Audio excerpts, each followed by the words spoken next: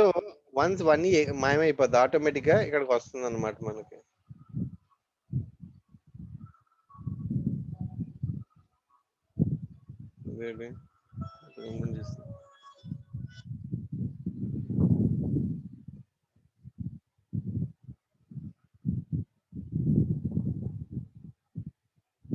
So 1తో ఒక ID create అయింది. So update అయింది. ఆటోమేటిక్ ఏమవుతుందంటే డిస్ట్రిబ్యూషన్ జరుగుతుంది బ్యాక్ ఎండ్ లో. సో మన కంటెంట్ లైబ్రరీ ఓపెన్ చేసుకుంటే మనకు ఒక ప్యాకేజ్ ఐడి 1 క్రియేట్ అయిపోయింది. ఇది ఏం చెప్తుంది?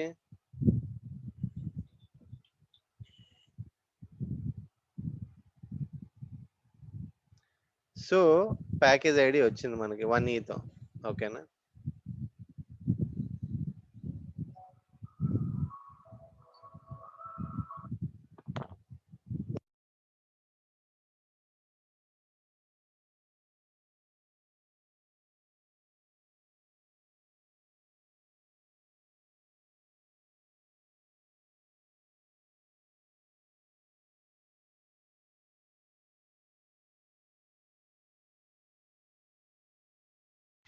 సో మనకి ఇక్కడ ప్యాకేజ్ ఐడితో క్రియేట్ అయింది. ఓకే, ప్యాకేజ్ లైబ్రరీలో ఉంది, ప్యాకేజ్ ఐడి ఉంది. అవునా? హలో. సో డేటా లైబ్రరీలోకి వెళ్తే 1 అని వచ్చింది. ఇక్కడ కింద ఫోల్డర్ క్రియేట్ అవుతుంది 1 అని. అవునా? ఈ టెక్స్ట్ ఫైల్ ఓపెన్ చేస్తే మనకి దాంట్లో డేటా ఏమైనా ఉందా? మనం ఏం పెట్టాం డేటా దాంట్లో? సో ఇది డేటా ఫైల్స్ మాత్రమే ఉంది. దీంట్లో డేటా ఏమైనా ఉందా? లేదు. ఇప్పుడు ఈ మహేష్ అనేది ఓపెన్ చేస్తే దీనికి ఒక హ్యాష్ వాల్యూ ఉందా ఇక్కడ?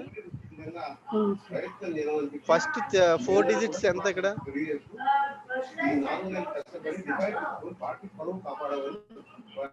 ఎంత ఫస్ట్ 4 డిజిట్స్?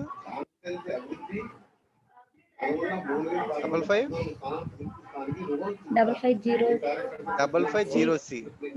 ఇప్పుడు మనం ఏం చేస్తామంటే ఫైల్ లైబ్రరీలోకి వెళ్ళి 550C డేట్ మోడిఫైడ్ కొట్టండి. 550C ఉంది అక్కడ. సో ఇక్కడ ఎన్ని అయితే ఫైల్స్ ఉన్నాయో అన్ని ఫైల్స్ ఏంటంటే మనకి ఫోల్డర్స్ క్రియేట్ అవుతాయి. Clear what I'm saying to you?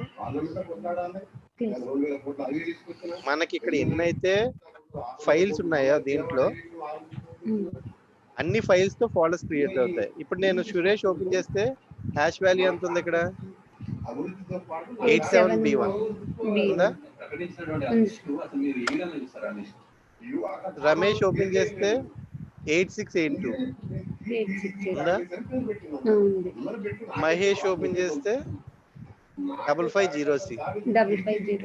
అంటే ఇక్కడ ఎన్ని ఫైల్స్ అయితే ఉంటాయో ప్రతి ఫైల్ కి ఒక ఫోల్డర్ క్రియేట్ అవుతుంది ఫస్ట్ 4 డిజిట్స్ తో. ఇప్పుడు మన మహేష్ 550C ఇది ఓపెన్ చేశాను. దీంట్లో డేటా ఎలా ఉంటుందంటే ఈ ఫైల్లో ఉంటుంది అనమాట. దీన్ని కాపీ చేసుకొని మీరు డెస్క్టాప్ లో పేస్ట్ చేసుకొని నేను దీన్ని రీనేమ్ చేస్తాను. ఇదేంటి టెక్స్ట్ ఫైల్ కదా, anything.txt. దీన్ని ఓపెన్ చేశాను. సరిపోయిందా? టెక్స్ట్ డేటా సరిపోయిందా? Is data is available.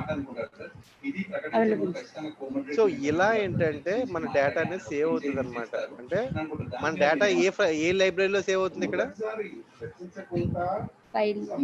File library. Data లైబ్రరీలో ఏంటంటే రెఫరెన్స్ మాత్రమే ఉంటుంది అనమాట. అంటే కంటెంట్ కి కార్బన్ కాపీ ఫైల్స్ ఉంటాయి అంతే. ఈచ్ అండ్ ఎవ్రీ ఫైల్ కి హ్యాష్ వాల్యూ క్రియేట్ అయ్యి దాన్ని ఫైల్ లైబ్రరీలో ఈచ్ అండ్ ఎవ్రీ ఫోల్డర్ కింద సేవ్ చేస్తుంది అనమాట.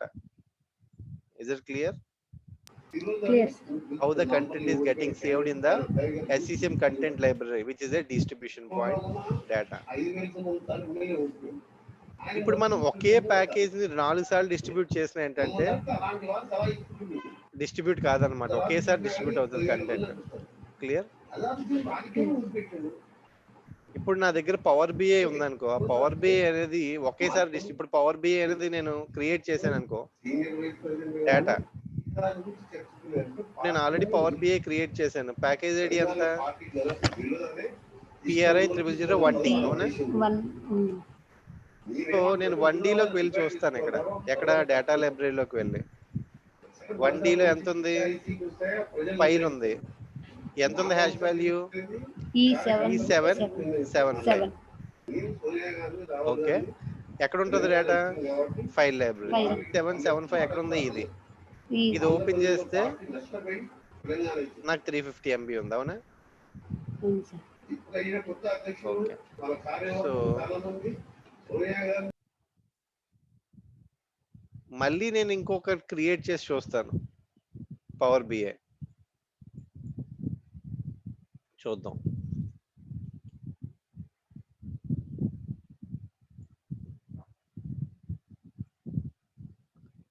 Local location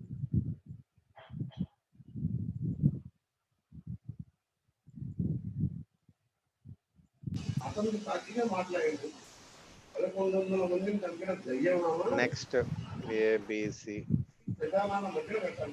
install dot PAT. So power BI version ఏదో ఒకటి మార్చుకుందాం, పేరు ఏదో ఒకటి సమ్ 20.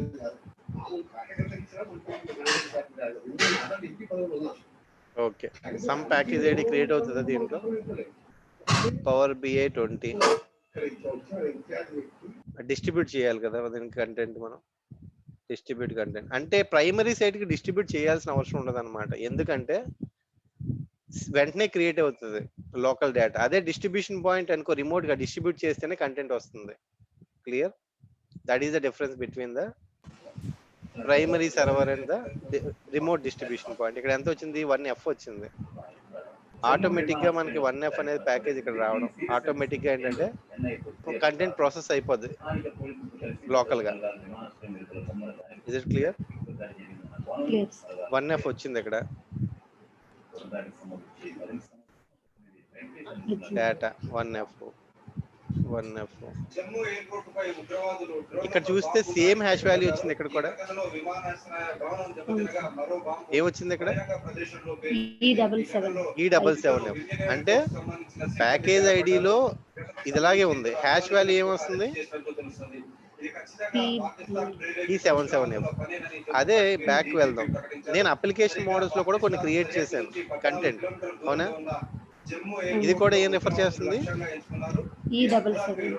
అంటే మనం ఎన్నిసార్లు 10 సార్లు సేమ్ అప్లికేషన్ క్రియేట్ చేస్తే అది ఒక్కసారే క్రియేట్ అవుతుంది అనమాట. అంటే you can save the data. Clear? 1 GB application create చేశారు అనుకో మీరు, అది 10 సార్లు క్రియేట్ చేశారు కన్సోల్లో, కానీ మీకు డేటా కంటెంట్ లైబ్రరీలో ఒకేసారి సేవ్ అవుతుంది. That is the advantage of content library. అంటే 2007 లో 10 సార్లు ప్యాకేజ్ క్రియేట్ చేస్తే 10 సార్లు మన డిస్క్ స్పేస్ వేస్ట్ అయ్యేది. అదే 2012 లో కంటెంట్ లైబ్రరీ కాన్సెప్ట్ తీసుకొచ్చి they use this mechanism to save the data. Clear? ఏదైనా అప్లికేషన్ ఇష్యూస్ వస్తే, ఎప్పుడైనా డిస్ట్రిబ్యూషన్ కాదు ఫెయిల్యూర్ అయితే ఏం చేస్తారంటే ఆ పర్టికులర్ డిస్ట్రిబ్యూషన్ పాయింట్ నుంచి ఆ ప్యాకేజ్ రిమూవ్ చేయడం, మళ్ళీ రీయాడ్ చేసుకోవడం.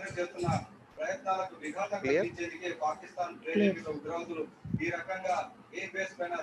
సో మనం ఏం చేస్తామంటే ఏదైనా అప్లికేషన్ ఫెయిల్ అయింది, డిస్ట్రిబ్యూట్ కావట్లేదంటే ఆ పర్టికులర్ ప్రాపర్టీస్కి వెళ్ళడం, అప్లికేషన్ ప్రాపర్టీస్ అన్న ప్యాకేజ్ ప్రాపర్టీస్ కన్నా వెళ్ళడం. సో కంటెంట్ లోకి వెళ్ళడం, రెఫరెన్సెస్, కంటెంట్ లొకేషన్. ఇక్కడికి వెళ్ళి ఏం చేస్తామంటే రీడిస్ట్రిబ్యూట్ అని కొడతాం అనమాట. అంటే ఆ ప్యాకేజ్ ఫెయిల్ అయింది, రీట్రై అవుతుంది. అప్పటికీ అవ్వట్లేదంటే రిమూవ్ చేస్తాం, ఒక హాఫ్ అన్ అవర్ వెయిట్ చేస్తాం, మళ్ళీ డిస్ట్రిబ్యూట్ చేస్తాం. Clear? That is the distribution which we will do for the distribution troubleshooting. Clear?